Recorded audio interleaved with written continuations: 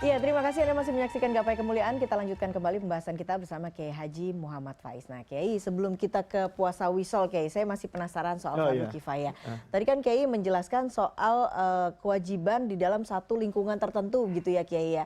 Nah, kalau misalkan kita bicara teknologi Iya. sekarang di dunia media Dunia sosial. yang berubah. Nah, itu tuh ada juga atau tidak, Iya. Kiai, fardu kifayahnya? Mbak Eva, kalau bicara teknologi dikaitkan dengan dakwah misalnya, kita umat Islam itu punya kewajiban loh untuk melakukan yang namanya amar ma'ruf nahi mungkar, mengajak yang baik dan mencegah kejahatan. Itu dikatakan dalam Quran kuntum khaira ummatin. Kamu tuh akan menjadi umat yang baik kalau kamu bisa mengajak orang lain untuk berbuat baik dan mencegah orang lain dari terjerumus kepada kemungkaran. Itu namanya dakwah. Dakwah di situ disepakati oleh ulama karena kata-kata kuntum khaira ummatin itu menjadi fardu kifayah. Saya berdakwah, maka Mbak Eva tidak wajib untuk berdakwah. Karena kewajiban dakwah sebagai komunitas itu sudah ada yang mewakili. Oke. Siapa? Saya. Sekarang dunianya berubah nih Mbak Eva. Dakwah itu melalui media sosial. Membutuhkan keterampilan. Membutuhkan alat misalnya. Di situ harus ada handphone, ada kamera, ada mic, ada studio. Ada begitu banyak. Maka di sini dikelompokkan itu menjadi fardu kifayah. Misalnya, Mbak Eva ini biasa host di TV, bawa berita. Kemudian punya kemampuan kan public speaking, menyampaikan ini. Maka ketika kemudian Mbak Eva ngelihat nih, ruang medsos kita itu tidak punya ruang yang cukup untuk diisi dengan hal-hal positif. Maka Mbak Eva memindahkan nih, dakwah yang asalnya di musola dan di masjid menjadi di media sosial. Apakah itu Instagram, itu TikTok, itu YouTube, apapun. Nah, di sini Mbak Eva membutuhkan kan asisten, orang, ya, alat. Nah, ketika Mbak Eva punya kemampuan, itu Mbak Eva menjadi fardu kifayah. Oh, punya handphone 2 di rumah, 1 kasih asistennya. Nih kita buat dakwah ya, kamu yang urus, kamu yang manage. Dananya kurang. Sementara nggak ada orang yang melakukan itu. Mbak Eva boleh loh meminta bagian dari zakat. Oh, boleh itu, Kiai ya? Boleh, karena untuk mewujudkan fardu kifayah tadi. Kalau ruang ini tidak diisi oleh hal-hal yang positif, maka yang tampilkan hal yang negatif. Nah, kalau kemudian Mbak Eva membutuhkan sarana dan prasarana untuk mewujudkan fardu kifayah tadi, maka dia boleh dibantu. Misalnya kan, kita ambil contoh misalnya nih Mbak Eva ya, lahan kuburan. Orang itu kan punya beban fardu kifayah terkait dengan urusan jenazah ini. Ketika misalnya jenazah ini tidak ada tanah yang bisa dipakai untuk mengubur, maka saya sebagai muslim yang mampu, itu wajib kan untuk menyediakan tanah itu kepada jenazah tadi. Betul. Kalau memang itu harus membayar, maka itu boleh dialokasikan dari dana zakat. Gitu loh. Nah, ini yang sebetulnya selama ini kurang menjadi perhatian. Bahwa spesifikasi fardu kifayah itu kolektif, kebersamaan. Itu untuk mewujudkan kemaslahatan secara umum. Maka semua infrastruktur syariat yang bertujuan untuk kemaslahatan orang banyak itu boleh dikonsentrasikan ke sana. Oke, berarti boleh begitu ya mendapatkan. Iya, fardu kifayah. Fardu kifayah ini boleh mendapatkan dananya dari dana zakat sebetulnya ya, Kiai ya. Saya misalnya Mbak Eva ya harus berdakwah melalui media sosial. Saya boleh jadi tidak punya ilmu komunikasi itu. Mbak Eva punya. Maka bebannya kan ke Mbak Eva. Mbak Eva harus mengembangkan misalnya medsos yang positif. Yang bisa membuat generasi ini punya cita-cita ilmu pengetahuan, wawasan kebangsaan, cinta tanah air, beragama dengan benar, akhlak mulia. Nah, yang seperti itu juga bagian dari fardu kifayah. Oke.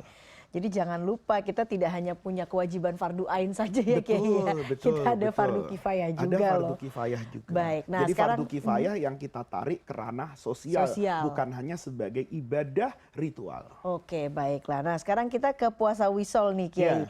Sebetulnya apa sih yang dimaksud dengan puasa wisol ini dan bagaimana caranya, Kiai? Puasa wisol itu puasa yang tidak berbuka. Jadi dulu Rasulullah Shallallahu Alaihi Wasallam itu biasa puasa 3 hari. Kadang 4 hari, tidak berbuka. Maka sahabat Nabi melihat, wah, Nabi ini kan suri teladan kita. Kita kan diminta oleh Al-Quran, laqad kana lakum fi rasulillahi uswatun hasanah. Nabi itu menjadi teladan, contoh. Nabi sering ngomong juga, khudhu anni manasikakum. Kalau mau haji kayak saya, shollu kama ra'aitumuni usolli, sholat kayak saya. Wah ini puasa nggak berbuka-berbuka nih. Maka ada sahabat yang niru. Gitu. Oh, kalau gitu saya juga nggak berbuka. Begitu azan maghrib kata istrinya, kalau istri orang Betawi, bang, buka bang. Oh enggak lah, masa makan terus, dunia terus. Saya kayak Nabi, enggak berbuka. Disampaikan kepada Rasulullah. Nabi, suami saya kalau puasa niru Nabi. Apa itu? Berbuka nggak mau makan. Dia terus sampai besok. Kata Nabi, jangan. Kamu dalam hal ini jangan niru saya. Nih, kenapa Rasulullah innama yut'imuni rabbi? Karena saya itu dikasih makan oleh Allah. Nih lihat nih. Itu maknanya dua. Makna syariatnya, Allah itu bisa saja mengenyangkan Rasulullah. Rasulullah itu dikenyangkan dengan cara Allah. Nabi bisa di-Isra Mi'rajkan, Nabi juga bisa dimakankan dengan logika, diberi makan dengan logika Isra Mi'raj. Iya. Ada yang mengartikan enggak. Kecintaan Nabi kepada Allah itu menjadi energi yang luar biasa. Nabi bisa bertahan tanpa makan dan tanpa minum karena kenyang dengan kecintaan kepada Allah. Dan itu logika dekat kok. Kita kalau lagi jatuh cinta sama orang yang kita cintai kan tidak makan-makan, Mbak Eva. Iya kan? Kita kalau lagi sedih, sudah kenyang terus sudah ya, kenyang terus. Nah, yang kayak begini kata Nabi nggak boleh ditiru. Oleh karena itu mayoritas ulama berpendapat wisol itu hukumnya tidak boleh. Jadi nggak boleh, bukan soleh itu, nggak tahu aturan. Jadi hanya Nabi. Kenapa? Karena syariat Islam secara umum itu tidak boleh bertentangan dengan kemanusiaannya. Manusia itu punya hak untuk tidur, untuk makan, untuk menikah, untuk istirahat, untuk bekerja. Maka puasa itu diminta oleh Allah hanya pada tempo tertentu, di bulan tertentu dan di hari tertentu. Orang yang puasa terus itu juga tidak dianjurkan. Dia dianjurkan dalam kondisi tertentu. Kalau dia berpuasa dan tidak berpuasa itu punya energi yang sama, punya semangat yang sama dan tidak melakukan keluhan apapun. Oke. Nah, kalau begitu apa larangan dan juga hikmah utama Kiai sebetulnya dari pelarangan Rasulullah bagi umatnya untuk melakukan puasa wisol ini? Hikmahnya itu kan Nabi ingin mengajarkan, berilah waktu yang sewajarnya. Ada saat di mana kamu makan, ada saat di mana kamu berpuasa. Seperti ada saatnya kamu tidur, ada saatnya kamu bangun. Orang yang tidak tidur-tidur karena sholat, itu dimarahin sama Rasulullah. Kan dulu Aisyah itu Ummul Mukminin radhiyallahu anha itu punya kawan. Masuk ke rumahnya, ngobrol sama Aisyah, Nabi masuk. Kata Nabi, Aisyah ini siapa? Oh ini teman saya Nabi, nggak pernah tidur. Kata Nabi, nggak pernah tidur gimana? Sholat terus Nabi. Kalau yang ini nggak pernah makan Nabi, puasa terus. Apa kata Nabi? Kamu tahu nggak? Manusia yang paling takut sama Allah di dunia itu siapa? Ya engkau Rasulullah. Manusia yang paling takwa siapa? Engkau. Yang paling beriman? Engkau. Saya ini puncak keberagamaan seseorang. Saya ini makan, ya puasa. Tidur, ya sholat. Bahkan wa atazawwajun nisa.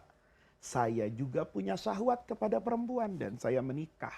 Nah, ini sebetulnya ajaran luhur dari Islam. Ada hablun minallah, ada hablun minannas. Ada wabtaghi fima atakallahu daral akhirah. Dari semua yang Allah berikan ini, investasinya akhirat. Tapi walatan sanasibaka minad dunya. Kalau kamu punya rezeki 100 juta, kamu sudah bagi sama anak yatim, kamu sudah infak kepada masjid, jangan lupa beli sate kambing Mbak Eva. Makan sate kambing. Kenapa? Anda berinfak ke masjid, itu karena mencari pahala Allah. Anda makan sate kambing, mensyukuri nikmat yang Allah berikan, itu juga mendatangkan pahala. Jadi pahala itu infak ke masjid pahala, makan sate kambing juga pahala. Alhamdulillah. Gitu. Sudah dapat sate kambingnya, dapat pahala pula ya Kiai. Baiklah Kiai, kita akan lanjutkan lagi pembahasan lainnya Kiai. Kita akan bahas selanjutnya adalah topiknya soal itikaf Kiai. Tapi kita akan break terlebih dahulu. Jangan kemana-mana, Gapai Kemuliaan akan segera kembali sesaat lagi.